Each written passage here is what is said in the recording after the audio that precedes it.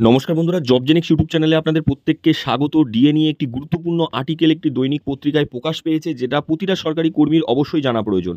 প্রথম হেডলাইনে দেখতে পাচ্ছেন, বলা হয়েছে নতুন পে কমিশন গঠনের পর ডিএ বাবদ কত ক্ষতি হচ্ছে বাংলার সরকারি কর্মীদের, হিসাব দেখে নিন। অর্থাৎ আপনারা প্রত্যেকেই জানেন যে কেন্দ্র সরকার কিন্তু নতুন বেতন কমিশন ঘোষণা করেছে। নতুন বেতন কমিশন ঘোষণা করার ফলে আবারও অনেকটাই কিন্তু পিছিয়ে গেল রাজ্য সরকারি কর্মীরা। রাজ্য সরকারি কর্মীরা কতটা পিছিয়ে গেল, ডিএ তারা কতটা কম পাচ্ছে, সেটাও কিন্তু আপনাদের জানা প্রয়োজন। বিস্তারিত কি বলা হয়েছে আমরা দেখে নেব। তার আগে বলে রাখবো, যারা চ্যানেলে নতুন প্রথমবার ভিজিট করলেন অবশ্যই চ্যানেলটিকে সাবস্ক্রাইব করে অল বেল আইকনটি বাজিয়ে রাখুন, ভিডিওটি লাইক করে অনেক অনেক শেয়ার করে দিন। তো চলুন দেখে নিই বিস্তারিত কি বলা হচ্ছে। সম্প্রতি কেন্দ্রীয় কর্মচারীদের জন্য একটি গুরুত্বপূর্ণ ঘোষণা করেছে কেন্দ্র সরকার। এই ঘোষণায় কেন্দ্রীয় মন্ত্রী অশ্বিনী বৈষ্ণব বলেছেন যে প্রধানমন্ত্রী নরেন্দ্র মোদী প্রায় 50 লক্ষ কেন্দ্রীয় কর্মচারীদের বেতন পরিবর্তনের জন্য অষ্টম পে কমিশন গঠনের অনুমোদন দিয়েছেন। সব কিছু ঠিকঠাক থাকলে আগামী 26 সালে এই নতুন পে কমিশন লাগু হয়ে যাবে।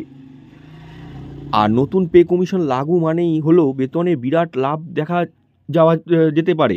যদিও কোনো মাস থেকে একটি নতুন পে কমিশন লাগু হবে সেই বিষয়ে এখনও অবধি কেন্দ্রের তরফে কোনো রকম সিদ্ধান্ত জানানো হয়নি। কেন্দ্রীয় সরকারি কর্মীদের ডিএ এবং ডিআরের পরিমাণ নিয়মিতভাবে বাড়ছে। অন্যদিকে কপাল কার্যত ফুটোই রয়ে গেছে বাংলার সরকারি কর্মীদের। ফলে দিন দিন বেড়েই চলেছে কেন্দ্রের সঙ্গে বাংলার সরকারি কর্মীদের ডিএর ফারাক। এই মুহূর্তে কেন্দ্রীয় সরকারি কর্মীরা 53% হারে মহার্ঘ ভাতা পাচ্ছেন। সেই সঙ্গে মহার্ঘ ভাতার ত্রাণসহ আরও অন্যান্য ভাতার সুবিধা রয়েছে। সেখানে অন্যদিকে বাংলার কর্মীরা মাত্র 14% হারে মহার্ঘ ভাতা পাচ্ছেন। এর ফলে প্রাপ্তে বেতনের বিরাট ফারাক তৈরি হয়েছে। বর্তমানে বাংলার সঙ্গে কেন্দ্রের ডিএর ফারাক 39। রাজ্যের সরকারি কর্মীদের দাবি, অবিলম্বে প্রাপ্য আরও 39% ডিএ মিটিয়ে দিতে হবে রাজ্যকে। হিসেব অনুযায়ী পশ্চিমবঙ্গের একজন সরকারি কর্মীর বেসিক স্যালারি যদি 20,000 টাকা হয়, তাহলে তিনি মাসে ডিএ পান 14%, অর্থাৎ 2,800 টাকা পাচ্ছেন। বছরে পাচ্ছেন মহার্ঘ ভাতা বাবদ 33,600 টাকা, যার ফলে কেন্দ্রীয় সরকারি কর্মীদের তুলনায় রাজ্যের কর্মীদের প্রতি মাসে 7,800 টাকা কম পাচ্ছেন। বছরে হিসাব করলে 93,400 টাকার কম পাচ্ছেন। দেখতে পাচ্ছেন যে কতটা আপনারা ডিএ কম পান। এইটা কিন্তু খুব ভালো হিসাব।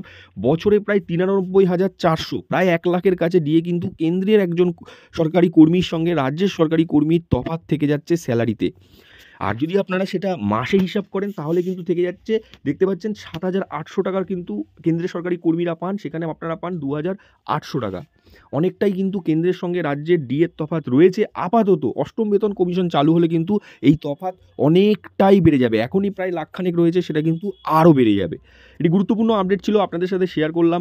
অবশ্যই লাইক করে সকলের মধ্যে শেয়ার করুন, যাতে ভিডিওটি সকলে দেখতে পারে এবং ব্যাপারটি সবাই জানতে পারে।